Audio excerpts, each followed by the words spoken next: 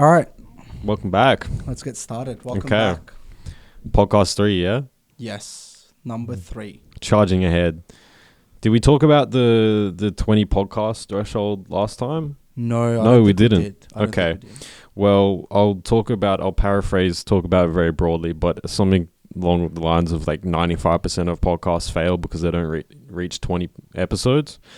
So like that 5% that actually succeed is because they put out more than 20 episodes.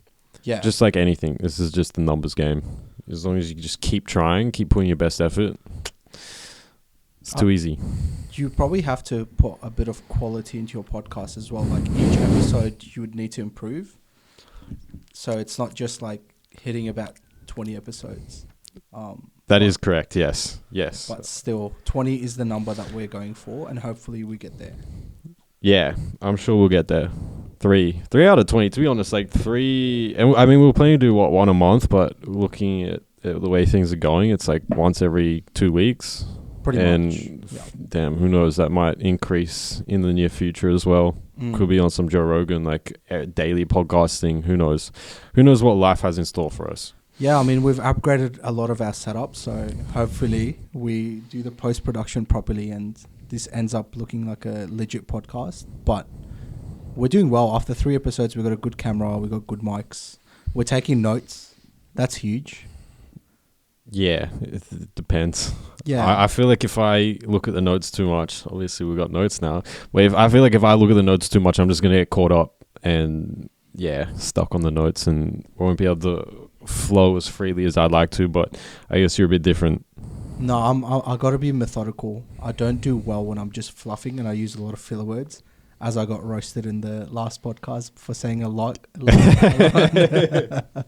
So, yeah, that was great. I edited all the clips. I edited the podcast and all the clips, and I did notice that, and I was gonna say something because it's a lot. But yeah, someone else beat me to it. Some anonymous TikToker. You gotta love it. The internet is so savage. Like, they actually don't care about you or your feelings. So it's good for me because it means I can improve. TikTok and Instagram especially, they're lethal. Oh, to be Instagram honest. is wild. I feel like TikTok has at least a little bit of mercy, but Instagram is just such a wild place. Yeah, I don't want to get into that. It's just, I like Instagram though. It's good entertainment. Yeah, it's great to observe. It's very good to observe, but I'd be scared to put things up, and if it hits the wrong crowd, you're toast. Oh my god, yeah. It's just, I feel like 80% of the comments on Instagram are just about the N-word. That's essentially all I see. Like, every single comment, it's like just people saying the N-word. It's like the randomest profiles as well. But alas, we are focusing on TikTok and YouTube because that's where people are more friendly. But yeah, we appreciate the feedback. So if you have more feedback for us, please don't hesitate. Don't be too harsh, but still tell us that you need to work on this or that. Cook us, please. It Nah, builds cook character. Cook me, for sure. Yeah. I need to build some character. I'm so underdeveloped right now. Just, build some character for me, guys. Yeah. Please. All right. Yeah. Beautiful. Let's get into some drop shipping chit chat, which is what we've been focusing on predominantly on the side. Mm-hmm. We kind of touched on some Valentine's Day product that we were working on in our last episode. I think where we're at that point was we'd had our first few sales. I think I talked about my overreaction to our first sale. Just such an exciting day in my life, but we got to the first few sales. We're having a couple of issues with TikTok, Facebook ads. That seemed to be a problem. We were limited on our Facebook ads. I thought it was because of a copyright claim, but it was just because our account was new. And I ended up speaking to someone on the phone, and they went on this whole rambling how it was like a credit score or something, and you had to build up your credit score to be able to spend more money. I'm like, guys, come on. I mean, sorry, but just take our money. Yeah, I guess Facebook is trying to be more legitimate in the way they allow people to advertise, because I remember back in like 2018, people would create several ad accounts, and just when one got banned, they would just go on to another one, and so it was a lot more competition. So I guess your inability to do that now just means you got to be more careful about the type of ads that you put out there. but it's good. It's good. We learnt a lot from that experience as well, and it will help us going forward when we're trying to do other dropshipping stores potentially. Yeah, huge lessons in there. And all the lessons just came from the problems that we were having to deal with. We ran into so many issues with Facebook ads, trying to spend money on them. We just failed to scale. When we were testing the product, it seemed to be doing really well. But then as soon as we started pumping money into it, it wouldn't hit. And it was, I don't know. To be honest, I don't even know like what the answer for that is, but that's just the way it was. We had supplier issues. Yeah, that was a big thing. That was Chinese something that New we Year. didn't foresee. That was huge. Yeah. A lot of people don't. I mean, we didn't know that China is closed essentially for New Year's, and so when you get orders just before the New Year, they're not going to be fulfilled for like 7 or 8 days. And so we got some passive aggressive emails from people that bought, being like, "Where the hell's my order? Why didn't you guys ship it out yet?" But it's coming, guys. It's coming. Also, I don't know what you expected. Like, you buy off a store like the one we have, you expect like a 3-month delay on your product, realistically. Yeah, look, no, I don't think they actually, like, the people that bought, they probably don't think that you're a dropshipping store. Because Our store looks quite good, I'll be honest. our store is very well I presented. think we've touched it up quite nicely, and we're going to keep running with it after Valentine's Day, I Indeed. think. And yeah, we'll see how it goes. But it looks quite nice. Yeah, we got our first legit review, although it wasn't the greatest review, but it is what it is. No, we had this other one here as well, 5 stars. Oh, wow. Huge. Yeah, beautiful.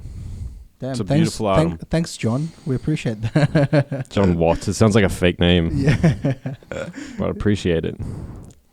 The other review, on the other hand, Yeah. it's been lost. It's been absorbed into the nether. It's in the cloud somewhere. Yeah. Unfortunately. That's okay. But we'll keep running our store. And in terms of, are we going to talk about next plans after that, or? Yeah, I think we should. Because this is all about our journey and what we're planning to do next, the moves that we're going to make. And so hopefully we look back on this and people can look back on this and see that this is where they decided. And obviously when you're making these moves, you never think that the next move is a bad one, because you do it with the best information that you have at that moment. But yeah, the next move that we're planning is towards in the SMMA area. So We are trying to cut a deal as well, though. I'll pipe in there and say we'll keep that kind of under wraps, but we're also trying to cut deals. There's lots of deals to be made in the world, and we're just trying to get our, for lack of a better term, our fingers in all the pies. We're trying to dabble. Trying to dabble. Yeah. And cut deals. We are those guys now. We're the guys that cut deals, and hopefully we start making better deals. I feel like once you get involved with those type of people that we're trying to get involved with, opportunities should just arise.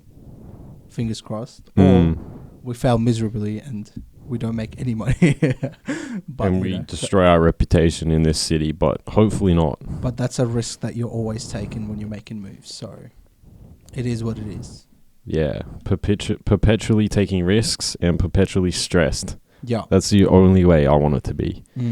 It's thrilling. Yeah. Yeah. Well, I mean, what else is life about if you're not like mentally unstable and like worried about the next moves that you're going to be making? I wouldn't call myself mentally unstable. Oh, I think you got to be a bit crazy to be trying to be an entrepreneur. I don't think a sane person would go upon this journey.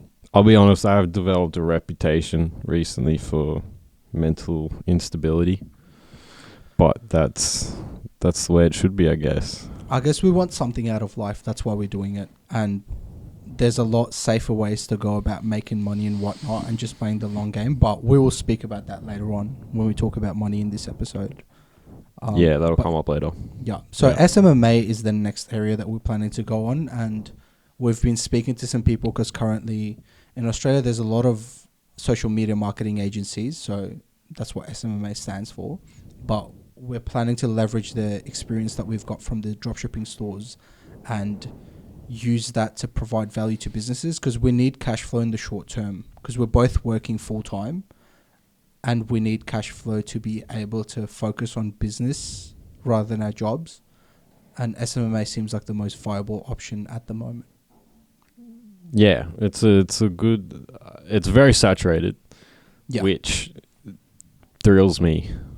Like, firstly, that just means that there's so many opportunities out there. They might be taken, but that just means we have to go and win them, realistically. Yeah. I did a TikTok about this, a clip to Luke Belmar clip about saturated markets. You just got to be competitive. You just got to outwork everyone else and beat them. And that's so much more exciting than, just jumping into like a mid-market and kind of getting yourself out there a little bit. Just going to something saturated and having to like just raw dog the market and just get into it. Yeah. That's much more exciting, much more difficult.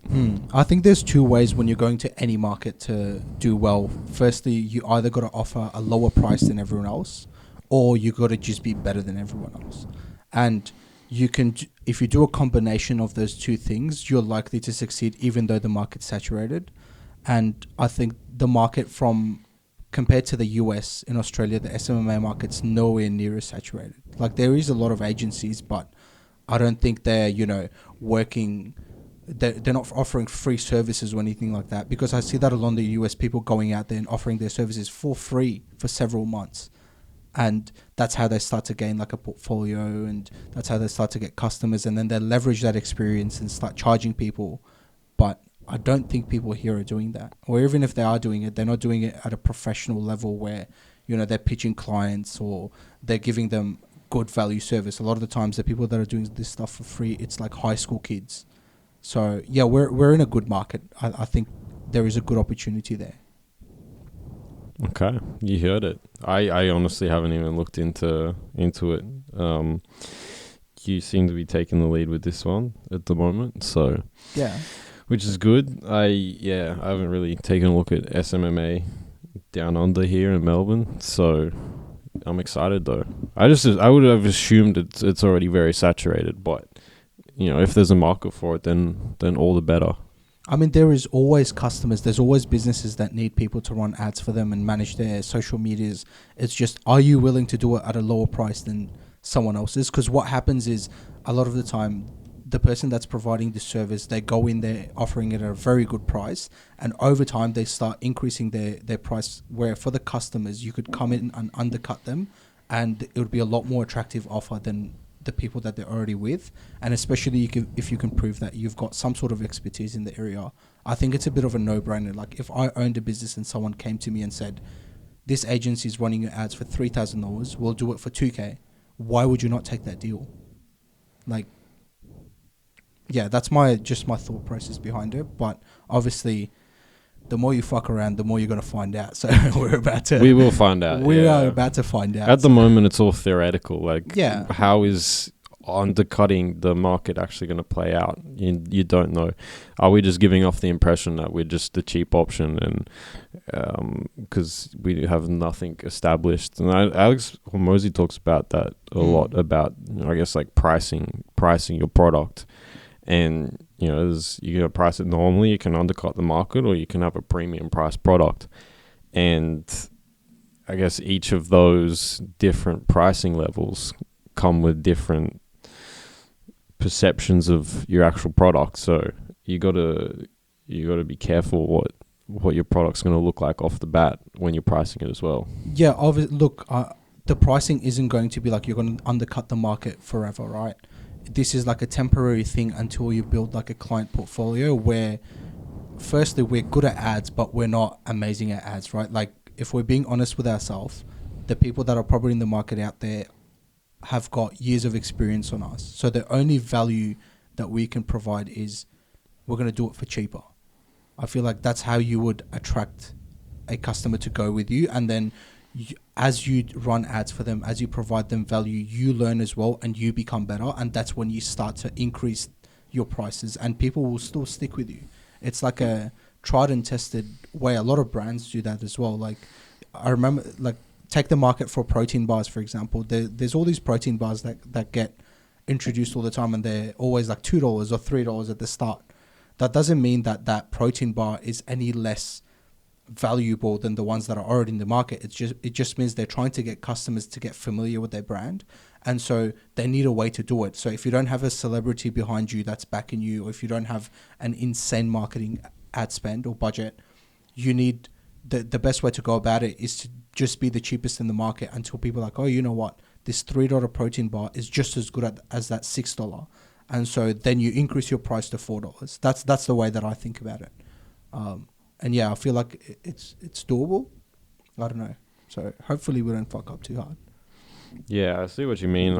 I guess with our current experience levels in that game, it seems like the most reasonable path to take.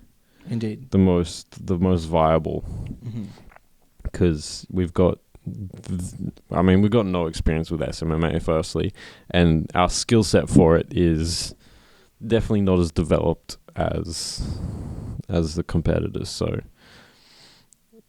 yeah, it's you just got to be patient with it. I feel like that's the best way to go about it. Have a good strategy at the start. We got to sit down and create a proper business plan, because you got to do branding, and you got to think about how you're going to go out and approach customers, how are you going to pitch them, what offer are you going to make. And I think the Alex Hormozi books, that's when they become really valuable, because he's got really good books on how do you make the best offer. I think it's called $100 Million Offers, his latest book, where I didn't read the whole book, but I was reading a summary of the things that he says, and I think that would be very valuable to what we're doing here. So yeah, we could follow a framework like that. But yeah, that's our next plan. In terms of what we're doing currently with the website, we'll reveal the product that we're dropshipping once we're done dropshipping it, because we're still in the process of running some ads tonight. And a bit further testing, and it's a good product as well. So we'll just keep it under wraps for now. Yeah, and hopefully we don't reveal it anytime soon, because that'll mean it hasn't worked out. But we'll see.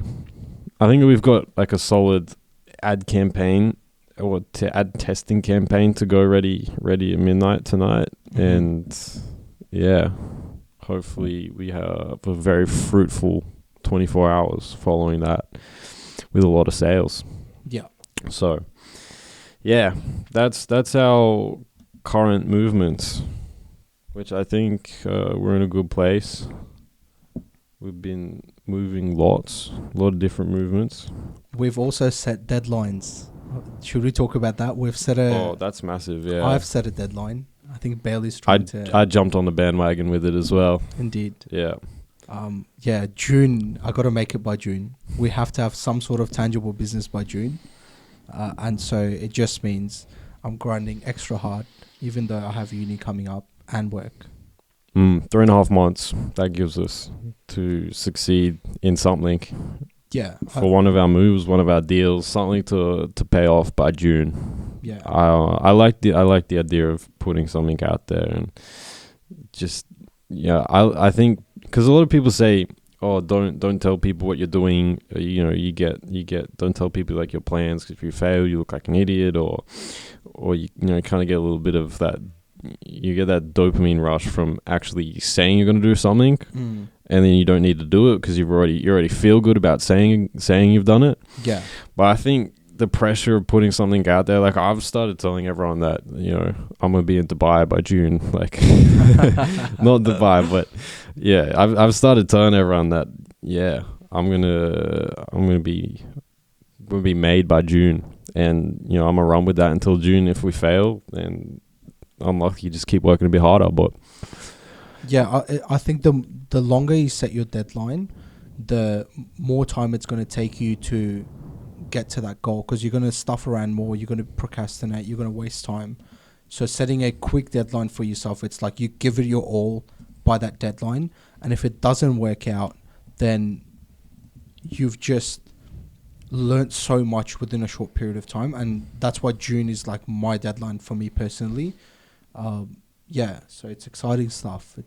We should be either making a lot of money or we've learnt a shit ton in the 3 months that we were about to go through. So yeah. Yeah, we're definitely going to learn a lot either way, which is exciting. And then, yeah, play capitalism out and make some money. And yeah, I don't know. I'm excited. It's going to be an intense 3 months. Might have to go monk mode perhaps. Yeah. A bit of monk mode action. 3.5 months, nothing but just pure work. Honestly, I'm actually getting myself ready for that, especially when uni kicks off, because it's going to be no social media.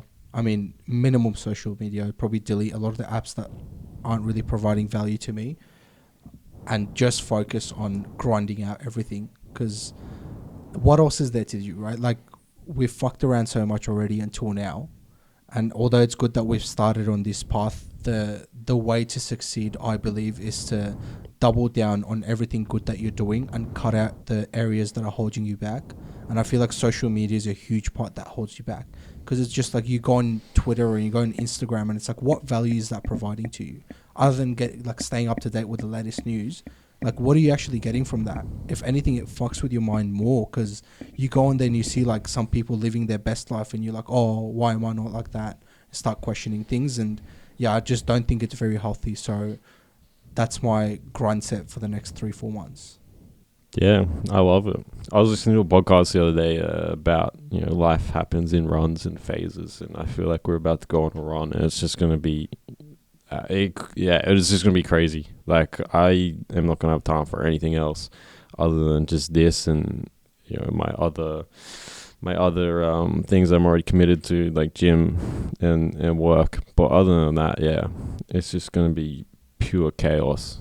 Just running this up as hard as we can. So it's going to be thrilling. I'm looking forward to it, actually. Yeah, I'm actually excited. Like, I've had that phase of like just giving to impulses and just going on social media and like taking it easy for a while. And I don't think I've done much growing in that phase. It's been really stagnant in terms of my personal growth. And I think it's time to realize that stagnant phase isn't doing you anything good in the long term as well. So this is how I'm going to level up as a human being. And yeah, we'll talk about more about leveling up and that type of thing later on. Yeah, got a lot to say about that. Productivity, where you, I guess, derive your meaning and pleasure. Yeah, we'll speak about that later. But yeah, I'm looking forward to that one.